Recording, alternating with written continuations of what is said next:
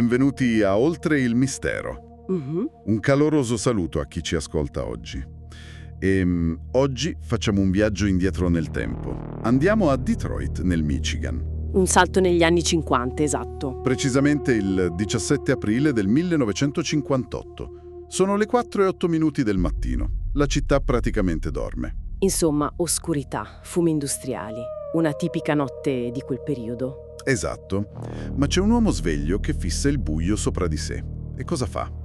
Prende la cornetta del telefono e chiama la sede locale dell'FBI. Così, su due piedi? Sì, chiama per segnalare una cupola cristallina che sorvola le strade del suo quartiere. Wow, una scena da film.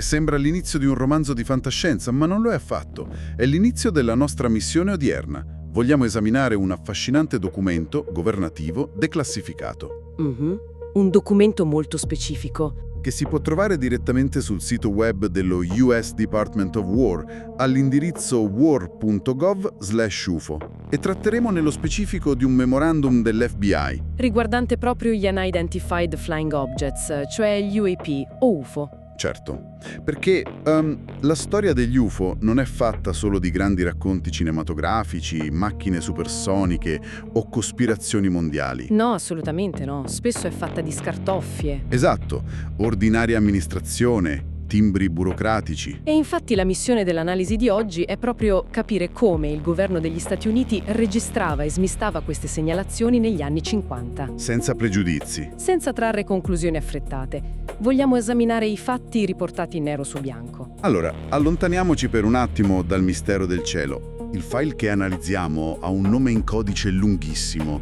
Te lo leggo.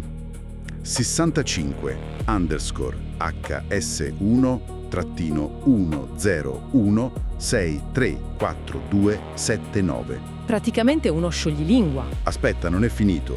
Poi c'è _100-DE-1821_serial_844. Pazzesco. Tutto questo per una singola paginetta. Sì, è un documento brevissimo, di una sola pagina. Ok, analizziamo la questione. Questo Office Memorandum del governo degli Stati Uniti assomiglia in modo incredibile a un noioso ticket di assistenza informatica odierno. Sì, ci sono campi da riempire, moduli standard. Un formato freddissimo, burocratico, per un soggetto che invece è straordinario. E la cosa affascinante in questo caso è che non ci troviamo di fronte a un'indagine approfondita. Non ci sono radar, non ci sono fotografie o testimonianze multiple. Niente di tutto questo. Niente. È una comunicazione interna standard.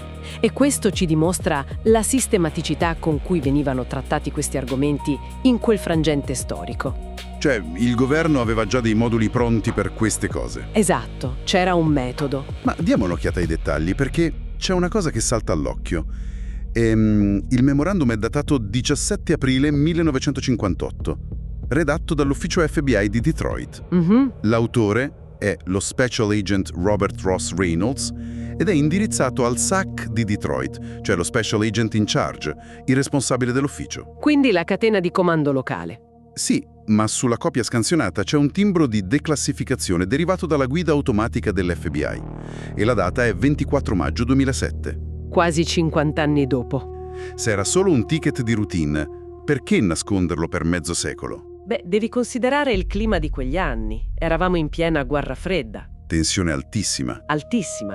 Lo spazio aereo sopra Detroit, che era un polo industriale fondamentale, era sorvegliato in modo maniacale. Qualsiasi cosa volasse lassù era una potenziale minaccia. Quindi il sistema sigillava questi documenti di default? Praticamente sì. Il contenitore tematico UFO era estremamente sensibile per le istituzioni. Chiaro. Ma passiamo all'evento scatenante che ha costretto l'agente Reynolds a battere a macchina questo foglio, quella famosa telefonata notturna. La chiamata del testimone. Il testimone si chiama David Weaver, residente di Detroit. Alle 4:08 del mattino chiama dicendo di aver appena visto un oggetto nel cielo. Ora, ti chiedo, perché l'orario notturno è un fattore così cruciale? È fondamentale. Cioè, le 4 del mattino sono un momento di massima chiarezza, perché non c'è rumore o distrazione, o la stanchezza e la città giocano brutti scherzi alla vista. Se colleghiamo questo dettaglio al quadro generale, la notte cambia tutto. Le 4 del mattino sono un orario insidioso per la percezione umana. In che senso? Nel senso che la visibilità può essere molto particolare. Il cielo urbano può generare percezioni completamente ambigue. Ah, per via delle luci della città. Esattamente. Le luci artificiali della città di Detroit, specialmente allora, potevano riflettersi sulle nuvole basse e questo riflesso, incrociandosi con altre luci o foschie, ha un ruolo determinante nella percezione visiva.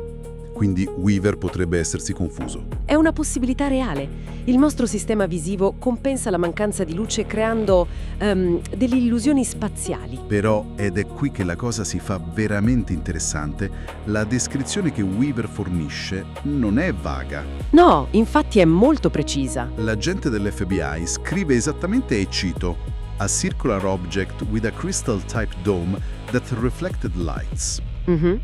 Tradotto, un oggetto circolare con una specie di cupola di tipo cristallino che rifletteva la luce. Non dice di aver visto un bagliore confuso. No, parla di una cupola cristallina ed è una forma suggestiva, perché un corpo discoidale con una calotta superiore trasparente o riflettente è diventata un'icona nell'immaginario ufologico classico.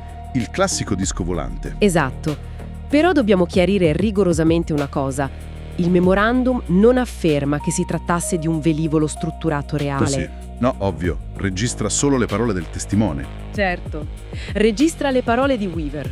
La cupola cristallina rappresenta il cuore visivo dell'intera testimonianza e il dettaglio che rifletteva la luce è molto coerente con una superficie sfaccettata, tipo cristallo. E poi Weaver aggiunge dei dettagli geografici precisissimi. Dice che l'oggetto si muoveva verso nord, provenendo da sud-ovest e attraversando Detroit. Dando dei riferimenti chiari. Chiarissimi, passando precisamente a 3 isolati a sud della via Six Mile, all'altezza di Lanphier Street. E questo solleva un interrogativo importante. Ovvero? Il valore di questi dati. Il testimone non si è limitato a dire "ho visto una luce". Ha fornito una direzione di movimento e riferimenti urbani esatti, quasi delle coordinate su una mappa. Questo aiuta l'FBI. Potevano tracciare una linea e chiamare il controllo del traffico civile per chiedere se ci fosse qualcosa in transito lì sopra. Precisamente. Dà un peso enorme al metodo di registrazione dell'FBI. Quindi cosa significa tutto questo? Partiamo dai dettagli di Lanphier Street fino ad arrivare a una visione d'insieme. Significa che la struttura burocratica voleva trasformare l'insolito in un dato verificabile. Esatto. L'importanza dell'analisi odierna sta proprio in questo. Una singola pagina, dimenticata per decenni in un archivio, rivela l'attenzione metodica del governo verso il fenomeno UEAP e UFO. E ricorda a chi ci ascolta il valore di mantenere uno spirito critico. Come dicevamo, questo documento non prova l'esistenza di astronavi che volavano sul Michigan. Prova in modo inequivocabile l'esistenza di un sistema organizzato e strutturato per monitorare le segnalazioni dei cittadini. C'era un ecosistema pronto ad accogliere questi resoconti. È vero. E ti lascio con un pensiero finale su cui riflettere. Se una singola e breve telefonata alle 4 del mattino di un normale cittadino nel 58 ha generato un memorandum ufficiale dell'FBI, Classificato per 49 anni. esatto, classificato e tenuto nascosto fino al 2007. Ecco, quante altre migliaia di comunicazioni simili e misteriose stanno riposando in questo preciso istante in archivi polverosi in attesa di essere lette. È una prospettiva che fa venire i brividi. Immaginare quante altre pagine scritte a macchina siano lì, chiuse a chiave in qualche faldone, piene di cupole cristalline o altre anomalie incomprensibili. Una quantità immensa, probabilmente. Sicuramente ci torneremo in futuro, perché gli archivi governativi sono una miniera di misteri burocratici. Grazie a tutti per l'ascolto di oggi. Un saluto e alla prossima.